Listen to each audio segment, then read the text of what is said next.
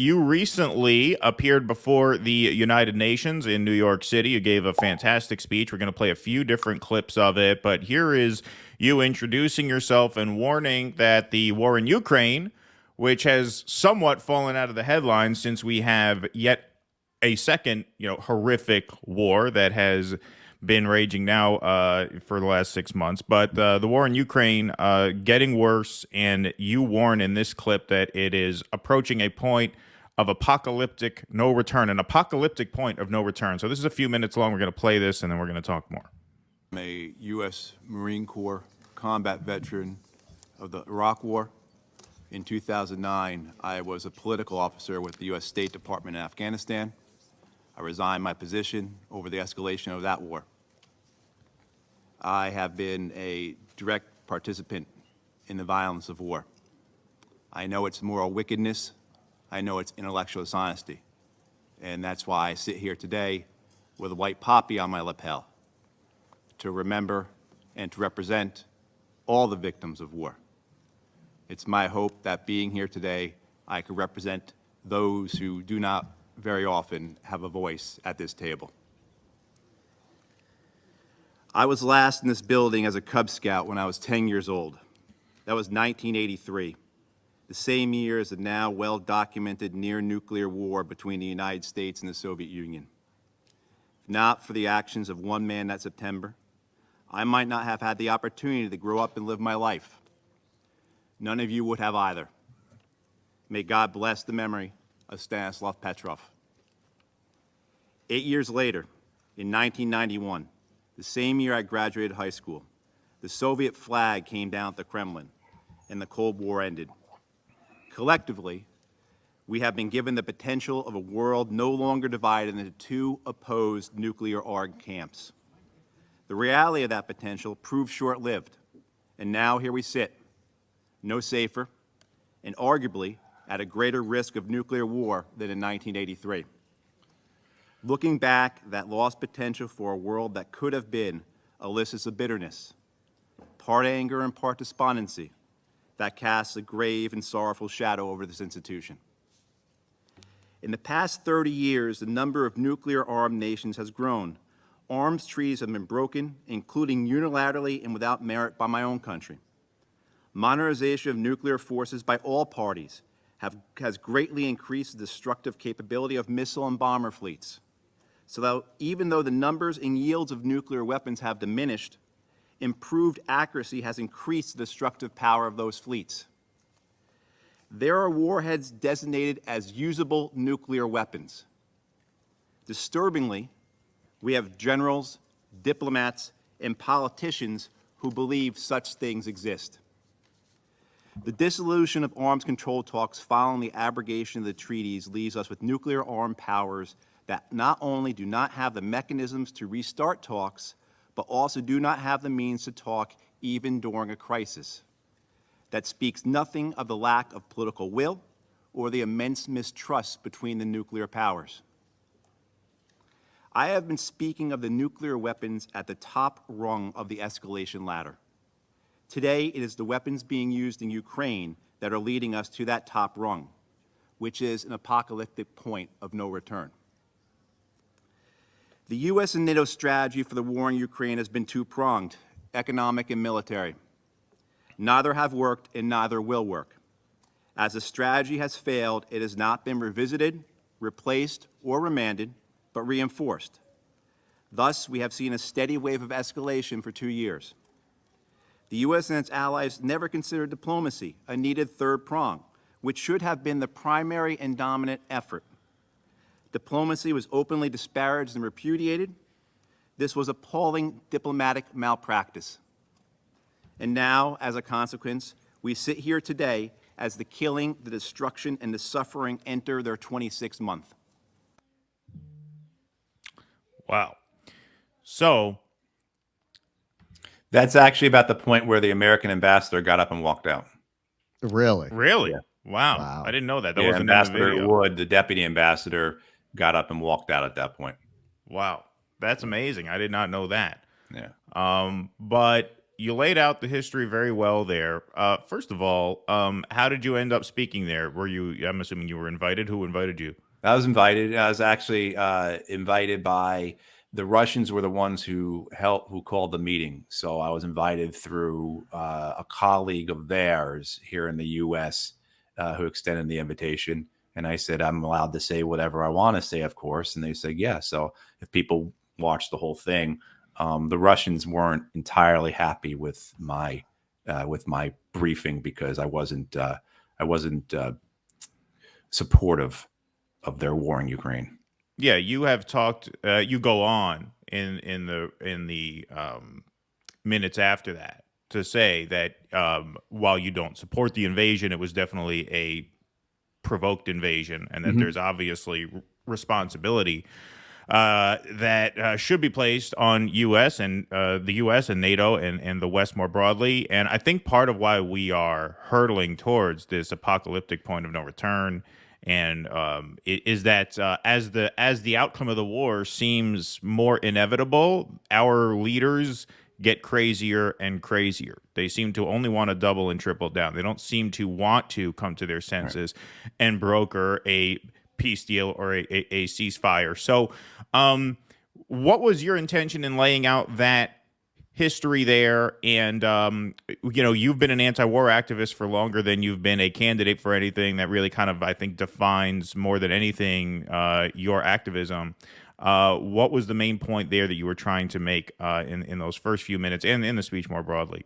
Well, I was sitting there. You've got the 15 members of the Security Council, and I was addressing 11 of them. Essentially, I knew the addressing the Americans, the British, the French, and the Russians was of no use.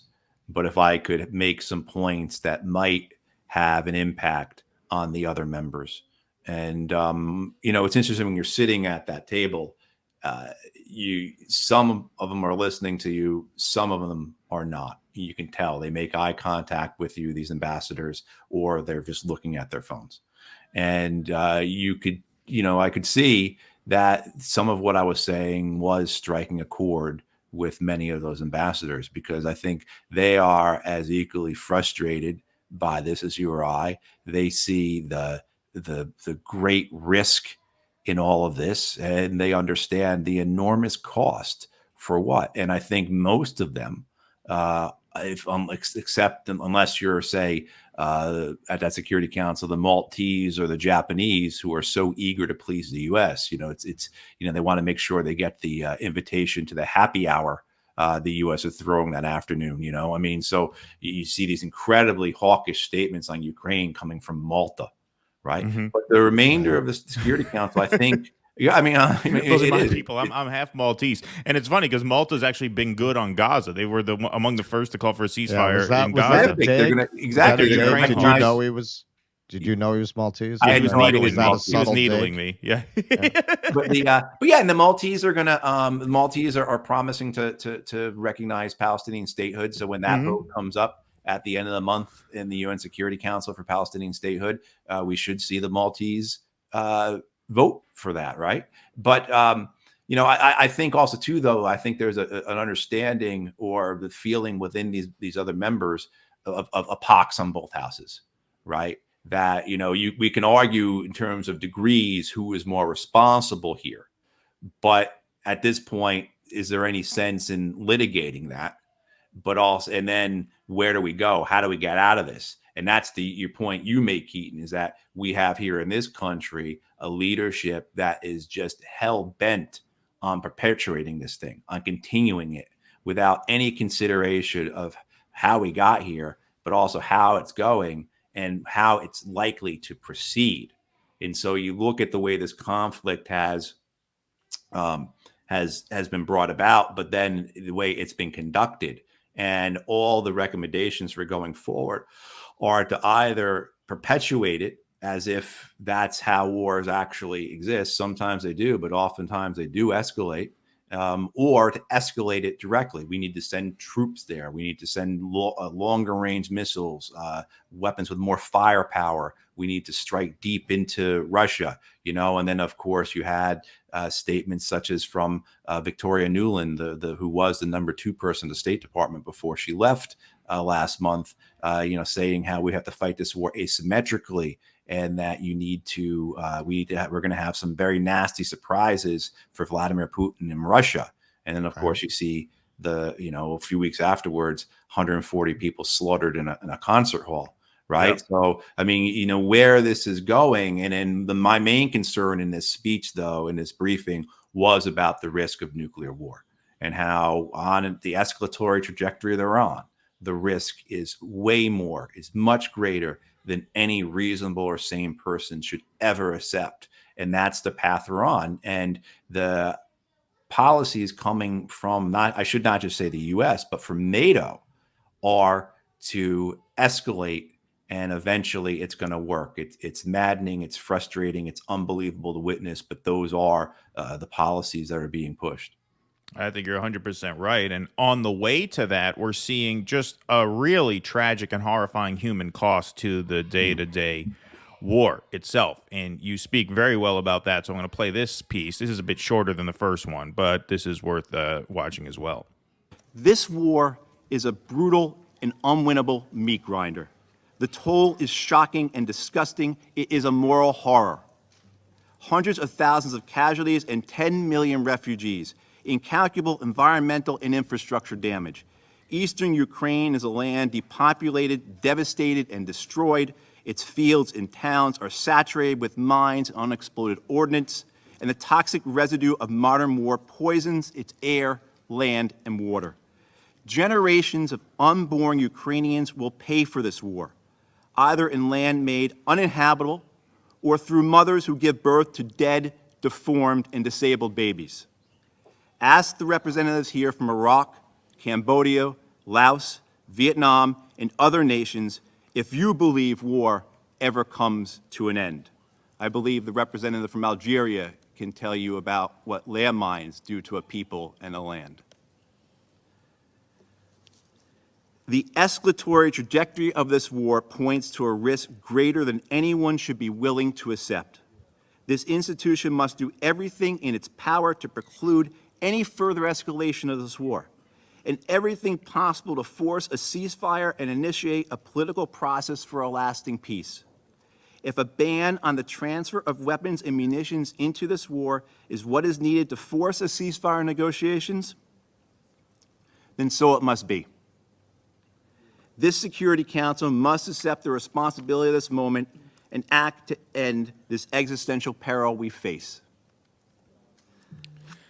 So that's an amazing piece of the speech, too. You are a man who's fought in war, and I think, people think of war as men shooting each other, bombing each other, but also you speak to war is poison water. War is mothers giving birth to babies with birth defects long after. War in this case means you are dooming at least one more generation of Ukrainians at this point, if not more. I mean, a lot of their military age men are dead. You're talking about a war now that has 500,000 people either dead or severely injured. The human cost to Ukraine has been horrible.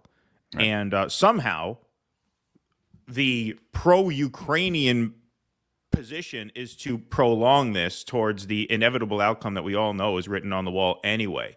And so I think it was great that you were able to highlight the human toll of this, because that's something that we don't hear a lot about, because, for some reason, we don't see the same footage, the same photos of carnage out of Ukraine that we see out of Gaza and the West Bank. Like that we see all day, every day, and we should, obviously. I'm not trying to, make an argument that one is more worthy of our focus than the other. But we don't see, we are not exposed to the human cost of Ukraine in the same way. What's that? As folks at CNN might. Yeah, as folks at CNN might, right, exactly. But we're not exposed in as visceral a way to the human cost of this war. And so I thought it was great that you brought that up. Do you have anything to add to that?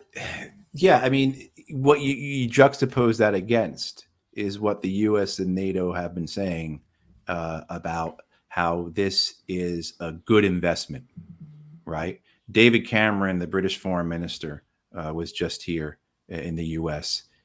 He may still be here, actually. I don't know. But I put myself through watching his press conference with Tony Blinken. I tell you what, if there is somebody out there who, when you're watching, Tony Blinken, you can say that, wow, at least Tony Blinken's not as bad as this guy. That is a real achievement, So kudos to the Brits for having such a self-righteous knob, as they would say, as David Cameron as their foreign minister. But his words echoing what have been said for more than a year. I think they started using this argument that this is a good investment, right? That spending this money, now it's $125 billion. Office of Management and Budget just yesterday reported that we've actually spent $14 billion more on the war in Ukraine than was being reported. So it's not $111 billion, it's $125 billion we spent on the war, plus maybe another $61 billion coming if Speaker Johnson ever allows it through.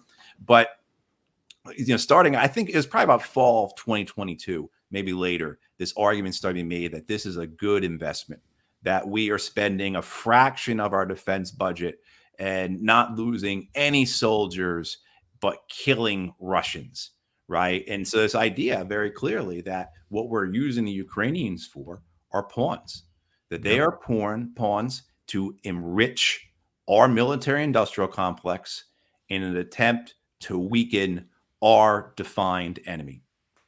So when you juxtapose the cost of this against that type of argument, which is the prevailing argument in Washington, D.C. and London and Brussels these days, you really see the moral horror of this, as I said, and you really see the disgusting cynicism that is motivating this war. And it comes back to my understanding of this war is it's twofold. It's based upon megalomania and it's based upon corporate greed. And people who say the war has not been successful, I would argue with that, because the war has been successful in some ways. The United States is now the world's largest exporter of liquid natural gas. That would not have been possible without the destruction of the Nord Stream pipeline. The destruction of the Nord Stream pipeline would not have been possible if not for the invasion of Ukraine, right? So what you have is you've had the United States take control of the European liquid natural gas market because of this war. This war allows the European nations to say, we're not going to do business with Russia anymore, as well as we're going to, look the other way when the Americans blow up their pipeline, right? So this war in some ways has been successful. It just depends upon what your definition of success is or what your original goals were. But for the people of Ukraine, as well as the people of Russia, this war is, as I said, it's a ghastly meat grinder that will pass on through generations. Makes sense now you say that, because I thought Russia blew up their own pipeline. But no, now that you mention that, that's a good, interesting. Go ahead, Russell. It was a group of fishermen that did it. So now you say Russia didn't like some of what you said. Do you feel that Russia was provoked into this war? Oh, I certainly do. They were provoked. But I also believe that, one, it was a violation of international law into the invasion. And I believe the invasion was a strategic error on Russia's part, because now they're stuck, right? And when I talk about the costs, those costs are costs that they're incurring themselves, right? There's been a high cost in Russian lives. How many Russian mothers and fathers and how many widows are there now? How many futures have been destroyed among Russian families because of this war?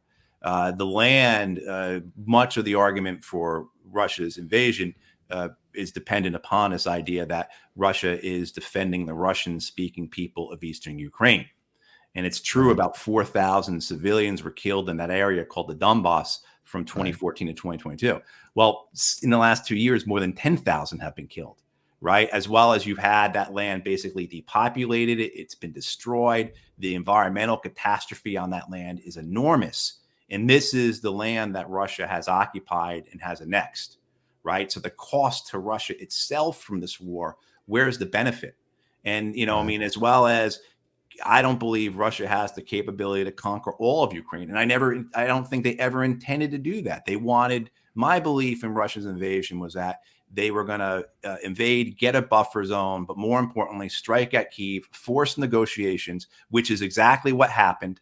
They almost had a negotiated agreement that would have seen Russia withdraw from Ukraine in exchange for Ukraine saying, you know what, we're not going to join NATO. They almost had that in April of 2022. What happens then, of course, is that Boris the U.S. Johnson, and UK, Boris Johnson shows up, pulls the Ukrainians out of it. They tell the Ukrainians, we're going to give you everything you need to win this war. And by the way, Zelensky, you're going to be your generation's Winston Churchill. And that, of course, now here we are 24 months later. That hasn't occurred. It can't occur. This war is unwinnable. But for the Russians, apparently Johnson, in spite of not being a man of the theater, understood how to talk to an actor. That's exactly right. Your greatest role of your lifetime, Volodymyr, will be, being this era's Winston Churchill. So the, for Russia, where as I see it, is they are stuck. Right. Much of their strategy so far is depending upon Ukraine's terrible decision making on the battlefield, and the idea, though, of Russia advancing far enough west to defeat Ukraine in a World War II style victory is highly unlikely. And if they do so, then now they are going to have an insurgency, right? And every kilometer that they move west, they move farther into Ukrainian-speaking land and out of Russian-speaking land, right? So now not only you have an active front line, but as you advance west, you also have an insurgency. So now you have both. You have this conventional war and you have an insurgency in your rear areas. Very difficult. And then it gets to this point of that. And I do believe that Russia had national security interests, right? If you have American missiles in Romania and Poland that can hit Moscow in 7 or 8 minutes, right? So very much similar to what we went through in 1962 with the Cuban Missile Crisis. Right. But what does this invasion do about getting rid of those missiles, right? It doesn't do anything. And in fact, I would argue the opposite has occurred. You've reinforced NATO's commitment, right? Whereas a few years ago, we could have an argument that NATO has lost its way. What's it going to do? Should it even exist? Now for NATO, they view Eastern Ukraine, they view the Donbass as Jerusalem, right? This gives NATO a purpose in being. And so, that's why I would say Russia made a strategic error in all of this. That does not at all mean that they weren't provoked. Of course they were provoked. This was a war that has long been wanted in Washington, D.C., in London, and in Brussels. So certainly, and this is why I think in that speech I wanted to be clear that the rest of the world needs to step up. That the remain, this is why I'm not addressing it to the Russians or to the Americans. I'm addressing it to China. Right. Well, in a sense, they have. We're seeing BRICS. I think that was a really interesting answer, because we could talk forever about that.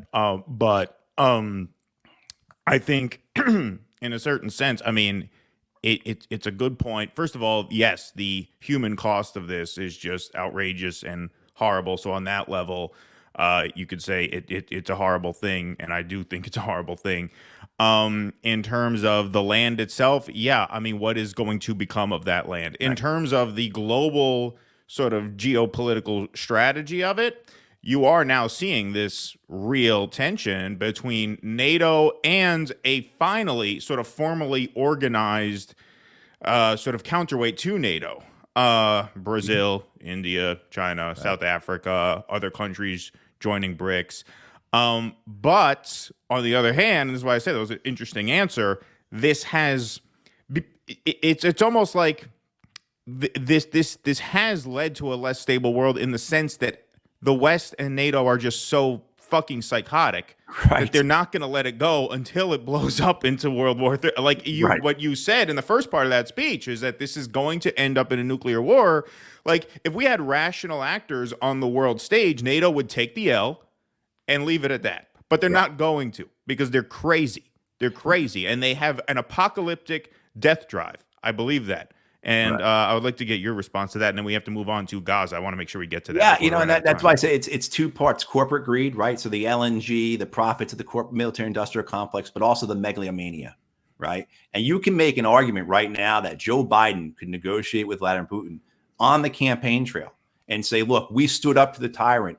He invaded. His country was 5 times larger than Ukraine, and we helped Ukraine stop them.